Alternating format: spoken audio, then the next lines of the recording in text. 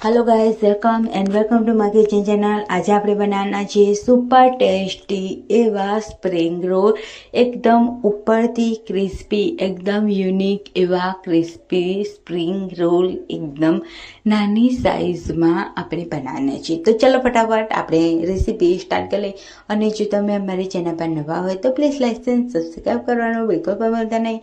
તો આવી જ રેસીપી ને જોવા માટે અમારી ચેનલને પ્લીઝ લાઈક એન્ડ સબસ્ક્રાઈબ કરવાનું બિલકુલ પણ ભૂલતા નહીં। તો ચાલો ફટાફટ રેસીપી આપણે સ્ટાર્ટ કરી લઈએ। તો એક મોટી ડીશમાં 1 વાટકી મેદાનો લોટ એડ કરીશું। ત્યારબાદ અડધી ચમચી સ્વાદ અનુસાર મીઠું એડ કરીશું અને થોડું પાણી એડ કરીશું અને બધું જ એકદમ સરસ રીતે મિક્સ કરી લઈશું। તો બધું એકદમ સરસ રીતે મિક્સ થઈ ગયું છે અને આપણે આ રીતે લોટ બાંધી દીધો છે।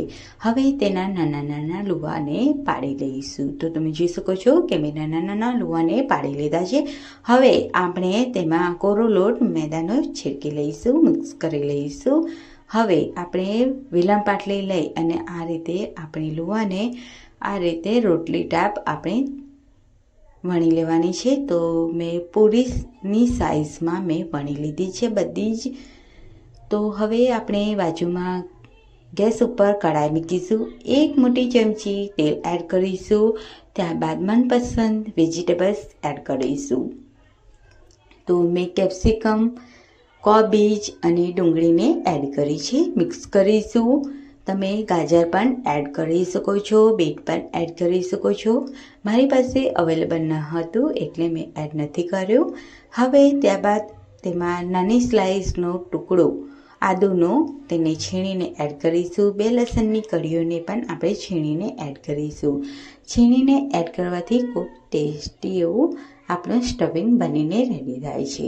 હવે આપણે તેમાં નૂડલ્સ એડ કરીશું। તો મેં પહેલેથી બોઇલ કરીને રાખ્યા હતા તે નૂડલ્સ એડ કરી દીધા છે। હવે આપણે તેમાં 1 ચમચી સોયા સોસ અને 1 ચમચી રેડ ચીલી સોસ એડ કરીશું। ત્યારબાદ સ્વાદ અનુસાર મીઠું, અડધી ચમચી હળદર અને અડધી ચમચી ચાટ મસાલો અને કાળી મિર્ચ પાવડર બે મિક્સ કરીને મેં એડ કરી દીધું છે। હવે આપણે બધું એકદમ સરસ રીતે મિક્સ કરી લેવાનું છે। થોડા ધાણા એડ કરીશું ઉપરથી અને બધું મિક્સ કરી લેવાનું છે। સ્ટફિંગ થોડું ઠંડુ એવું થાય એટલે આપણે જે પૂરી બનાવી હતી તેની ઉપર આપણે આ રીતે એડ કરીશું અને આ રીતે ફોલ્ડ કરી લઈશું। બતાવ્યા પ્રમાણે એડ કરી ફોલ્ડ કરવાનું, જેથી તમારા પોકેટ્સ છે એકદમ